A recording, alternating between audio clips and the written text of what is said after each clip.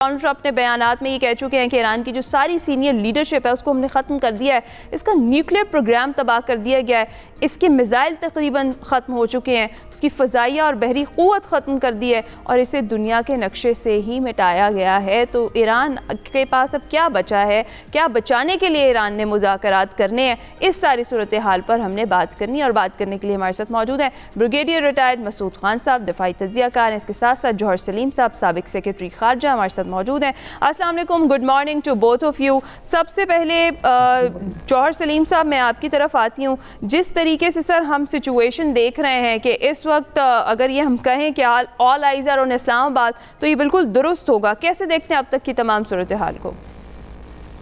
जी बिल्कुल, इस वक्त सारे बैनुल-अक़वामी मीडिया में भी इस बात का बहुत चर्चा है जो आपने बताया।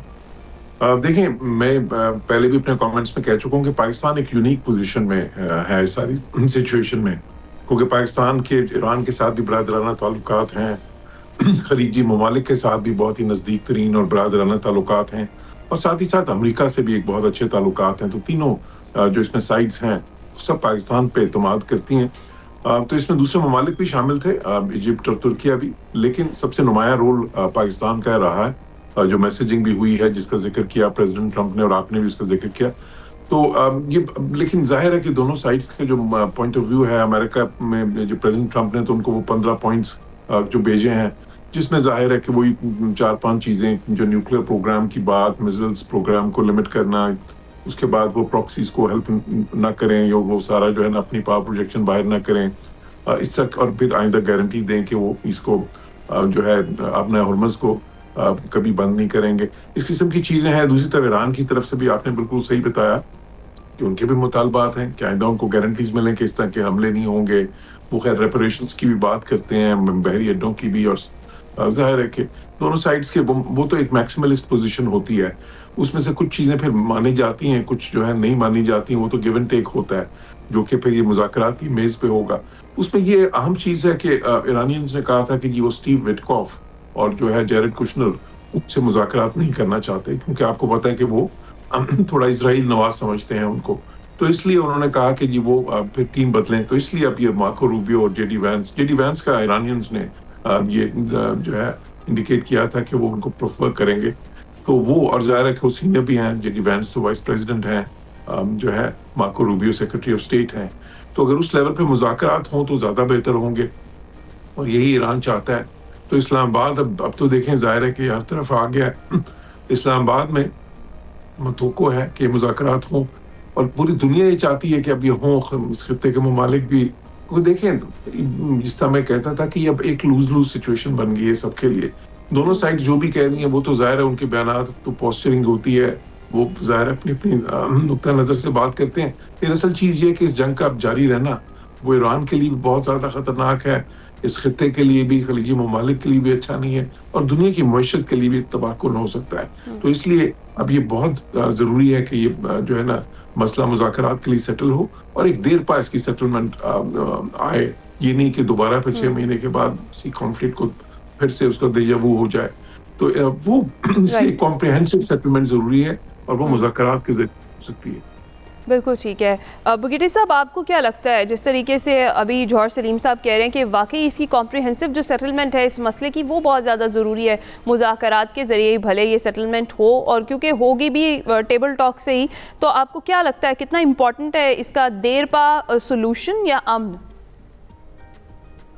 जी हाँ, बहुत शुक्रिया। देखिए, पहले तो बात यह है कि पाकिस्तान की ग्लोबल रेलेवेंस की एक्नॉलेजमेंट हो गई है, और कि पाकिस्तान के एक्सेस अब ये शो करती है वेस्ट में, और ईस्टर्न जो पावर सेंटर्स है वहाँ पे है पाकिस्तान की क्रेडिबिलिटी है। Pakistan has emerge as a mediator, और बेसिकली ट्रस्ट है। देखिए आप, मिडिल ईस्टर्न कंट्रीज हो, ईरान हो और अमेरिका हो, और पाकिस्तान के फिर प्राइम मिनिस्टर के पोस्ट के बाद जो उन्होंने एक्सपेक्ट की थी कि पाकिस्तान की कंसिस्टेंट और क्रेडिबल एफर्ट्स हैं कि वो चाहते हैं मिडिल ईस्ट में, वेस्ट एशिया में पीस हो, इस कॉन्फ्लिक्ट का खात्मा हो, और उसके लिए वी हैव प्रोवाइडेड, और we have providing a platform कि यहाँ पर बैठे। और पाकिस्तान ने सिंसेरिटी के साथ सारी एफर्ट्स की है, चाहे वो खलीजी ममालिक के साथ था या किंगडम ऑफ सऊदी अरब से बात की है, या ईरान के साथ है या अमेरिका के साथ बात की है। सो अब हमने अपनी सिंसेरिटी शो कर दी है। No, it is up to these countries कि वो डिसाइड करें और सोचें कि इजराइल क्या चाहता है। Israel wants to pitch Muslim countries को, मुस्लिम आपस में लड़ाना चाहता है, ईरान को खलीजी ममालिक के साथ लड़ाना चाहता है, और इजराइल ये भी चाहता है एक सुन्नी शिया डिवाइड हो या सेक्टेरियन अनरेस्ट भी हो। सो अब इन ममालिक को इस बात का सोचना चाहिए, अगर ये आपस में लड़ते हैं तो यकीनन देखें हम जो इजराइल के डिजाइन है उसको फैसिलिटेट करेंगे, और इसके बाद ऑलरेडी वो इजराइल चाहता है कि हेजमनी हो रीजन में, और अल्टीमेटली वो चाहेगा कि एक ग्रेटर इजराइल की तरफ जाए। That is one thing. Second ये है कि देखिए पाकिस्तान में हमने एक प्लेटफॉर्म दिया, तो इसका मतलब ये है अगर हम बैठ के इस बात पे इत्तेफाक हो जाता है कि हम सीज फायर कर लेते हैं फेज 1 में, और सब्सिक्वेंट डिस्कशन होती रहेंगी, तो मेरे ख्याल में भी ये बहुत बड़ी अचीवमेंट होगी। और पाकिस्तान, हम सारे ऑप्टिमिस्टिक हैं कि ये चीजें, क्योंकि देखिए 15 पॉइंट्स अगर ट्रम्प की तरफ से आए हैं और इसी तरह ईरान के साथ पॉइंट्स है, तो ये जरूरी नहीं है, इसमें डिबेट होगी और इसमें यकीनन इसमें कुछ पॉइंट्स एक्सेप्ट होंगे, कुछ पॉइंट्स नहीं होंगे, उस पर डिबेट होगी। लेकिन मोस्ट इंपॉर्टेंट थिंग है अगर वो कहते हैं कि हम सीज फायर पहले कर लेते हैं, इसके बाद हम चीजें डिबेट करते हैं, सो मेरे ख्याल में फिर बहुत इंपॉर्टेंट होगा। और जिस तरीके से फोरम है और जिस तरीके से ट्रस्ट है ममालिक का, सो मेरे ख्याल में no ball is in the court of, आप समझ लें ईरान के कोर्ट में भी है, अमेरिका के कोर्ट में भी है, और यकीनन जिस कंट्रीज भी इसको ईगरली देख रहे हैं कि कहाँ पे चीजें जाती हैं। अच्छा ठीक है ब्रिगेडियर साहब, पाकिस्तान के रोल पर और सफारती कामयाबी की तरफ भी आते हैं। क्वेश्चन जो बहुत सारे उठ रहे हैं वो ये है कि जिस तरीके से डोनाल्ड ट्रंप ने ये कहा है कि ईरान की जो सारी सीनियर लीडरशिप है हमने उसको ख़त्म कर दिया है, हमने इसका न्यूक्लियर प्रोग्राम तबाह कर दिया है, मिज़ाइल तकरीबन ख़त्म कर दिए हैं और फ़ज़ाइया और बहरी क़ुव्वत ख़त्म कर दी है, बल्कि ये कह लें कि नक्शे से ही हमने मिटा दिया है ईरान को, तो ये भी दुरुस्त होगा। तो अब बेसिकली ईरान ने क्या बचाना है जिसके लिए वो टेबल टॉक के लिए आमादा हो या मुज़ाकरात की तरफ आ रहा है?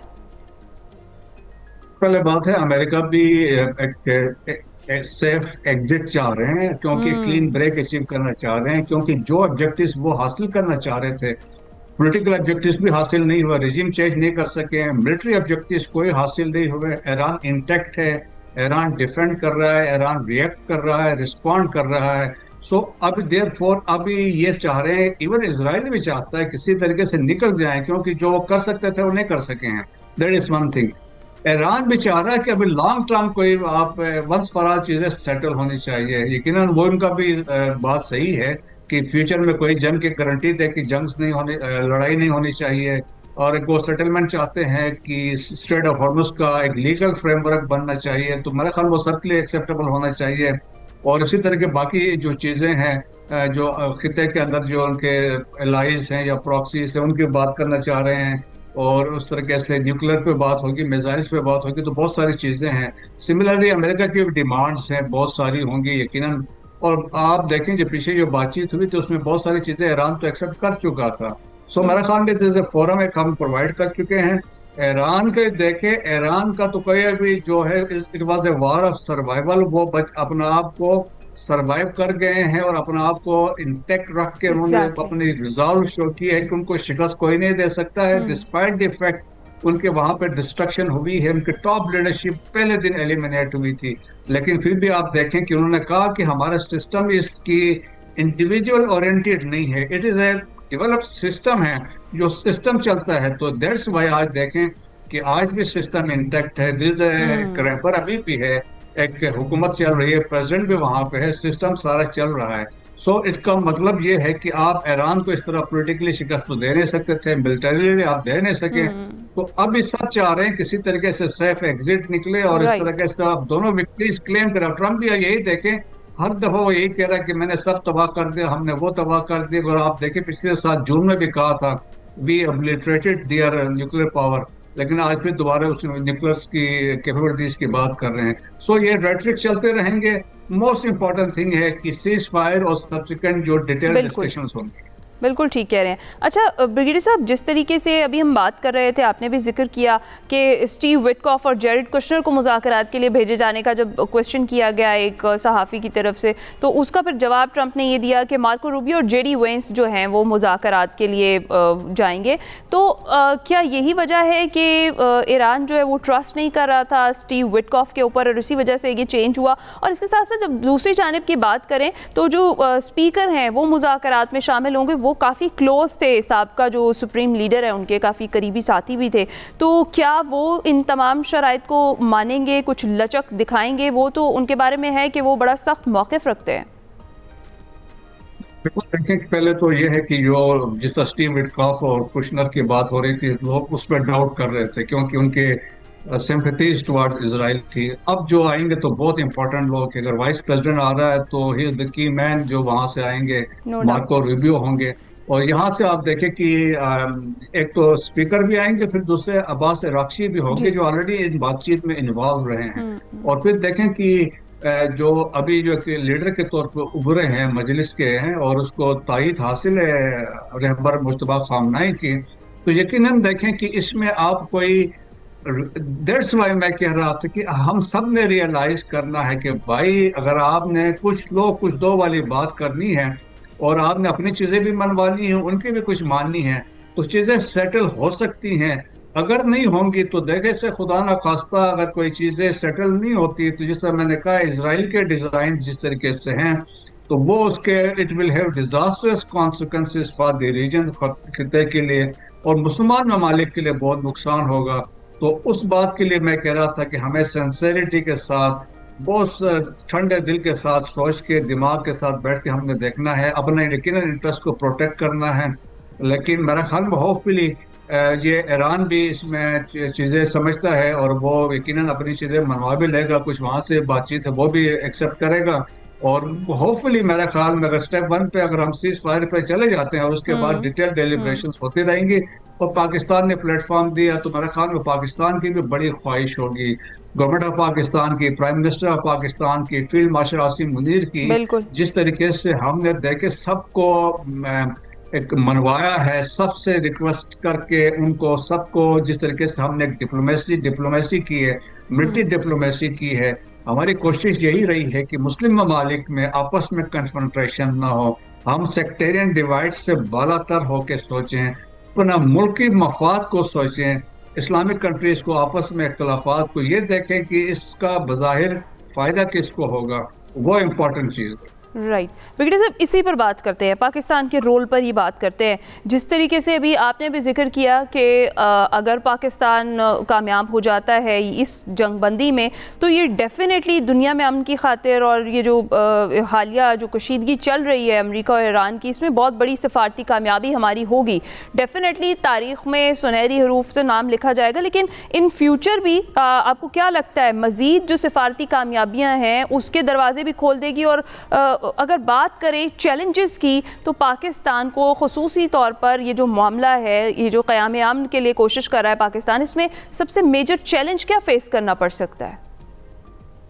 पहले तो वाज़ेह है पाकिस्तान के रेलेवेंस मान गए हैं। पाकिस्तान देखें कि आज इंडिया में कोहराम मचा हुआ है, वहाँ पे कह रहे हैं कि पाकिस्तान हैज़ टेकन ओवर, कि जो एक आप देखें सिक्योरिटी स्टेबलाइजर भी है साउथ एशिया में, सिक्योरिटी प्रोवाइडर है वेस्ट एशिया में, फार ईस्ट एशिया में, और एक मीडिएटर, एक एमरजेंस पाकिस्तान की हुई है, एज ए मीडिएटर है। देखें कि एक बड़ी ताकत है, अमेरिका और बाकी एक ईरान जो खिते की एक ताकत है, उनके आपस में बातचीत करवा रहा है। जबकि दुनिया में आप देखें बहुत सारे ममालिक ने कोशिश की लेकिन किसी से बात नहीं बनी।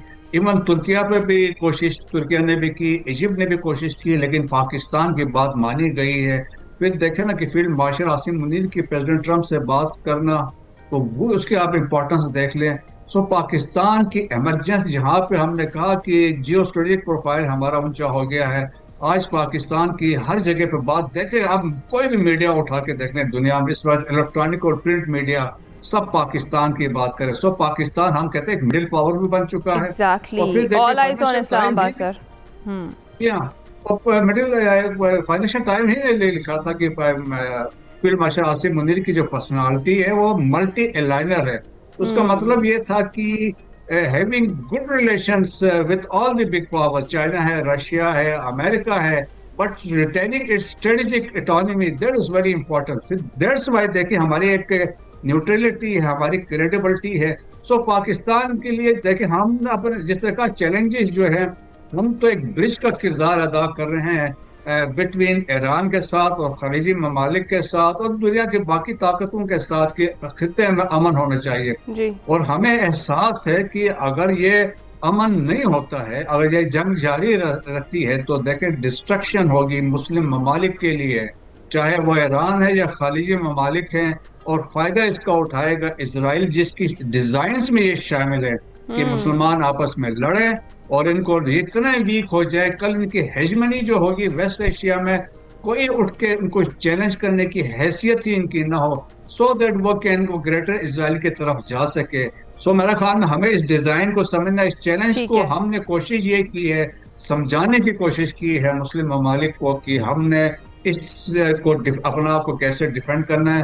Hopefully good sense will prevail. और पाकिस्तान यकीनन, जिस तरह मैंने कहा है कि हम जरूरी नहीं कि 10 पॉइंट 15 पॉइंट्स पे बातचीत होगी, अगर यही बात से स्टार्ट कर ले, सीज फायर कर लेते हैं, इसके बाद हम बातचीत को आगे बढ़ाते हैं, तो ये बहुत बड़ी कामयाबी होगी इंशाल्लाह। अच्छा ब्रिगेडियर साहब, ये जो अमेरिका की जानिब से 15 निकात और ईरान की जानिब से जो 6 शराइत पेश की जा रही हैं, जो ख़बरें हैं, क्या आपको लगता है कि फ़रीक़ैन इसमें लचक का कुछ मुज़ाहरा कर रहे हैं या फिर मामला कुछ और है? जिस तरीके से जो अमेरिका ने मुतालबा किया है, जो मेजर, जिसमें आबना हरमज़ में एक फ्री मैरीटाइम जोन के क़याम का भी मुतालबा किया है, फ़िलहाल तो आई गेस $2 लाख जो हैं वो ईरान ले रहा है, जो आबना हरमज़ से क्रॉस कर रहे हैं जहाज़ उनसे, और डेफिनेटली एक बड़ी अमाउंट है अगर हम इसको देखें सालाना के हिसाब से। तो क्या इसके ऊपर कॉम्प्रोमाइज़ करेगा ईरान? ये कंडीशन ऐसी है, या फिर इन तमाम शराइत में जो दोनों जानिब से दी गई हैं, आपको क्या लगता है? आर्जी जंगबंदी तो है, कौन सा ऐसा पॉइंट है जिस पर डेडलॉक आ सकता है? हर साल में इनके डेडलॉक आ सकता है दो चीज़ों पर, एक तो स्टेट ऑफ हॉर्मुज़ में बात है, दूसरा बेसिस जो है मिडिल ईस्ट में, जो खलीजी ममालिक में जो अमेरिकन बेसिस हैं, वो वहाँ से कि वो विकेट करे, तो मुझे नहीं लगता है वो विकेट करेंगे। और स्टेट ऑफ हॉर्मुज़ में बात ये है, मेरा ख्याल में देखें अमेरिका की यहाँ इन्वॉल्वमेंट 1949 से रही है, फिर 1980 में यहाँ पे कार्टर डॉक्ट्रिन चली थी, उन्होंने कहा था कि will ensure safe passage of tankers इस खित्ते से, तो टेंशन पहले से थी। 1987 में भी यहाँ पे अमेरिका ने, जब रेगन प्रेसिडेंट था, तो उन्होंने कोशिश करके यहाँ पे कुवैत के टैंकर्स को एस्कॉर्ट किया था। सो इन्वॉल्वमेंट उनकी शुरू से यहाँ पे उनकी, ये आप समझ लें, अमेरिका की भी इस पर नजर थी। अब ईरान का अगर प्रपोजल है, मेरे ख्याल में बहुत अच्छी प्रपोजल है, वो कहते हैं इसको लीगलाइज करें, कोई लेजिटिमेसी इसको कर दें। तो मेरे ख्याल में अगर इंटरनेशनल कवर, आप इसको कवर मिल जाए इसको यूनाइटेड नेशन के तरफ से भी, और उसमें कोई और भी ममालिक इसमें शामिल होते हैं, तो अगर इसमें कोई अंडरस्टैंडिंग होती है, तो वो तो खित्ते के लिए मेरे ख्याल में बहुत अच्छी होगी, ताकि फ्यूचर में कोई जंग होती है, कोई गड़बड़ होती है, तो एटलीस्ट यहाँ से गाड़ियाँ, जो जहाज है, टैंकर्स है, वो इजीली यहाँ से गुजर सकें। सो मेरे ख्याल में उस पर भी हो जाएगी। और ये जो दो मेजर चीज़ें हैं, बाकी तो मेरे ख्याल में कंपनसेशन की बात कर रहे हैं, तो उस पर वो सेंक्शंस को लिफ्ट कर सकते हैं, उस पर वो चीज़ें वो एक्सेप्ट करने को तैयार होंगे। और जो बाकी जो कह रहे थे कि यमन की लड़ाई की बात हो रही थी या लेबनान में जहाँ हो रही, तो वो चीज़ें भी होपफुली इसके ज़रिए सेटल हो जाएंगी। जहाँ तक अमेरिका के 15 पॉइंट्स है, तो वो इसी तरह से पॉइंट्स है कि ये आप न्यूक्लियर बंद कर देंगे, यूरेनियम हमें हैंड ओवर कर देंगे, फर्दर ये नहीं, इस तरह के पॉइंट्स हैं। तो होपफुली, और यहाँ पे अगर कोई कहता है इजराइल को तस्लीम करने वाली बात है, वो तो कभी हो ही नहीं सकता। कोई मुस्लिम जब तक फलस्तीनी स्टेट बनती नहीं है, तो कोई एक्सेप्ट नहीं करेगा। सो होपफुली मेरा ख्याल में चीज़ें सेटल हो जाएंगी, मुझे उम्मीद तो है, लेकिन मेरा ख्याल में एज ए स्टेप 1 के तौर पे हमें सीज फायर की तरफ जाना। बिल्कुल ठीक है। और सर, इंडियन मुझे ये बताइएगा कि पाकिस्तान अपना रोल प्ले कर रहा है, दीगर दोस्त ममालिक ऐसे कौन से हैं, ऐसे इस्लामिक कंट्रीज़ कौन से हैं जो अपना रोल पाकिस्तान के साथ मिलकर आगे आपको लगता है कि निभा सकते हैं या प्ले कर सकते हैं, और वो इंटरेस्टेड भी हैं? मेरे ख्याल में इस वक्त दो इम्पोर्टेंट है, एक तो तुर्किया है, वो उसका बड़ा किरदार रहा है, और इसी तरह फिर इसके बाद इजिप्ट है, जो बड़े ममालिक हैं। सऊदीज़ ऑलरेडी इस कॉन्फ्लिक्ट में इन्वॉल्व हैं, तो वो इसमें शामिल नहीं हो सकेंगे। बाकी ये 3 ममालिक हैं जिनके अपनी से भी है, इम्पोर्टेंस भी है, स्पेशली पाकिस्तान। अभी जब 3 ममालिक को लोगों ने देखा तो इजिप्ट पे भी कुछ लोगों का डाउट था, क्योंकि वो उन्होंने कहा था वो सपोर्ट करेंगे मिडिल ईस्टर्न कंट्रीज को। तुर्किया का इसलिए वो शक में थे क्योंकि उनके उधर मिसाइल्स 2 फायर हुए थे, तो वो फैक्टर्स थे। तो सबका कंसेंसस पाकिस्तान पे था, क्योंकि पाकिस्तान, जिस तरह मैंने कहा कि पाकिस्तान ने देखे किस तरीके से अपनी सॉलिडरिटी शो की विद नेबरिंग ईरान।